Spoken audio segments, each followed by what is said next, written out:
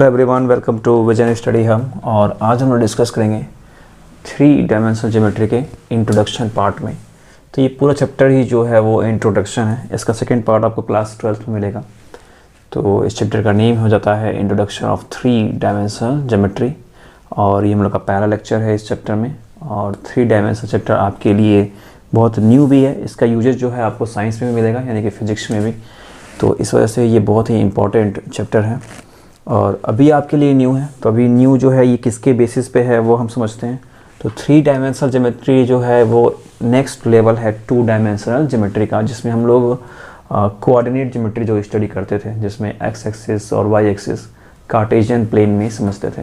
तो यहाँ भी कार्टेशियन प्लेन है, बट इस 3 डायमेंशनल के अकॉर्डिंग क्या होगा, थोड़ी सी चीज़ें चेंज होंगी।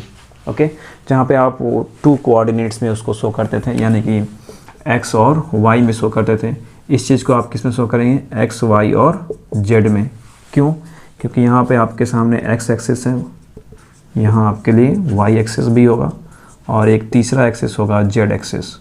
यहाँ पे सिर्फ 2 ही था, एक्स एक्सिस राइट और वाई एक्सिस, बट यहाँ पे क्या है, ये चीज़ें 3 हो गई हैं, एक्स एक्सिस, वाई एक्सिस और जेड एक्सिस। इसके अकॉर्डिंग सिर्फ आपको 4 क्वाड्रेंट मिलते थे, फर्स्ट सेकंड थर्ड और फोर्थ क्वाड्रेंट्स मिलते थे। क्या मिलते थे?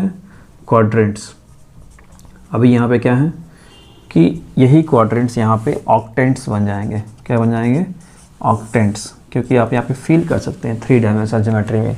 ओके, तो इसके अकॉर्डिंग आइए बात करते हैं हम कोऑर्डिनेट एक्सिस की और कोऑर्डिनेट प्लेन की। यहाँ पे 2 ही एक्सिस थे, एक्स एक्स डैश और वाई वाई डैश। यहाँ पे कितने एक्सिस हो रहे हैं? 3 एक्सिस दिखाई दिए मैंने। और ऑक्टेंट्स कितने होंगे उसके बारे में भी आपको स्क्रीन पर जो पिक्चर दिख रहा है उसके अकॉर्डिंग आपको एक क्लिप भी दिखाई दे रही होगी। उस क्लिप के अकॉर्डिंग समझाते हैं कि यहाँ पे कितने एक्सिस होने वाले हैं। जो पिक्चर आपको स्क्रीन पर दिखाई दे रहा है उसमें कहा जा रहा है कि 3 प्लेन्स एक्स वाई और जेड एक्सिस जो हैं उसको इंटरसेक्ट कर रहे हैं। किसमें? Along the line X dash O X और वाई डैश ओ वाई और जेड डैश ओ जेड में, जिसे हम एक्स वाई और जेड एक्सिस कहते हैं, राइट। और ये जो सिस्टम है इसे रेक्टेंगुलर कोऑर्डिनेट सिस्टम कहते हैं। और इसमें प्लेन्स जो होते हैं वो हो गए X O Y, Y O Z and Z O X. ये 3 प्लेन्स हो गए। 3 प्लेन्स जो हैं वो कह जाएंगे X Y plane, Y Z plane और जेड एक्स प्लेन, यानी कि 3 प्लेन्स हैं। Okay, X Y plane, Y Z plane और जेड एक्स प्लेन। और अब इसी 3 प्लेन को 8 ऑक्टेंट्स में डिवाइड किया जाएगा। उस ऑक्टेंट का भी डिस्क्रिप्शन आपको क्लिप में दिखाई दे रहा है। देखिए कह रहा है कि point O is called the origin of coordinate system. Point O जो क्या है, ओरिजिन है इस कोऑर्डिनेट सिस्टम का। और 3 कोऑर्डिनेट प्लेन जो हैं ये यहाँ पे एक्स वाई, वाई जेड और जेड एक्स, ये डिवाइड होते हैं 8 पार्ट्स में, जिनको हम ऑक्टेंट्स कहते हैं। और वो पार्ट्स क्या होते हैं? X O Y Z, X dash O Y Z और X dash O Y dash Z. ये टोटल नेम यहाँ पे लिखा हुआ है और 8 पार्ट्स में ये डिवाइड होते हैं। तो 3 एक्सिस, एक्स वाई और Z axis, 3 planes, okay, X Y, Y Z और जेड एक्स, 3 प्लेन्स। और इस 3 प्लेन्स को 8 पार्ट्स में डिवाइड किया जा रहा है और उन पार्ट्स को हम कहते हैं ऑक्टेंट्स। ओके, तो pause the video and note it down. अब बात करते हैं coordinate of point in space की। ओके, स्क्रीन पर पिक्चर जो आपको दिख रहा है उसमें दिखाया जा रहा है कि एक्स वाई और जेड एक्सिस है, इसमें पी एम और एल पॉइंट्स हैं। P का कोऑर्डिनेट एक्स वाई जेड है, राइट, और M का कोऑर्डिनेट एक्स वाई और 0 है। तो इसके अकॉर्डिंग कोऑर्डिनेट ऑफ पॉइंट्स क्या होंगे, इस बात को जानने के लिए एक और पिक्चर जो है वो आपके स्क्रीन पर दिख रहा है। अब इस पिक्चर को देखिए।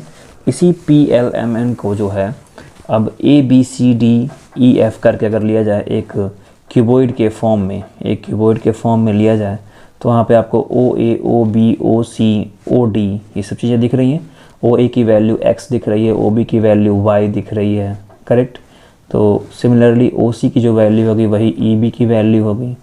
ओके, OA की जो वैल्यू होगी वही BD की वैल्यू होगी, OB की जो वैल्यू होगी वही AD की भी वैल्यू होगी इस क्यूबॉइड के अकॉर्डिंग, राइट है। वहाँ पे दिया भी है कि OA equal x, OB equal y और OC इक्वल z।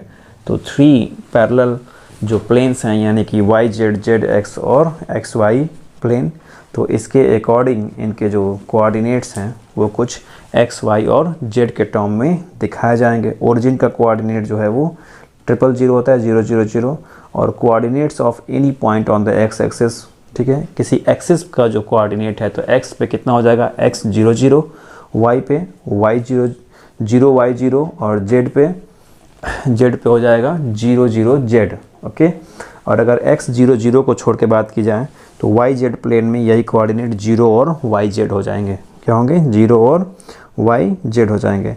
अब इस प्लेन में जब कोऑर्डिनेट्स आपको दिखाए जाएंगे तो अगर हम इनके सिंबल की बात करें तो उसके लिए एक टेबल जो है वो मैं आपको स्क्रीन पर दिखा रहा हूँ। वहाँ पे देखिए फर्स्ट टू 8 ऑक्टेंट्स दिखाए गए हैं। ऑक्टेंट्स में ही कोऑर्डिनेट डिसाइड किए जाएंगे एक्स वाई और जेड। तो पहले वाले जो ऑक्टेंट की बात होगी तो उसमें जिस तरह से आप क्वाड्रेंट्स में, फर्स्ट क्वाड्रेंट में सभी सिंबल्स क्या होते थे? पॉजिटिव होते थे, यानी कि एक्स और वाई पॉजिटिव होते थे। तो यहाँ पर भी फर्स्ट ऑक्टेंट में एक्स वाई जेड क्या होंगे? तीनों के तीनों पॉजिटिव होंगे। सेकंड थर्ड से चीज़ें क्या होंगी? बदलनी शुरू हो जाएंगी।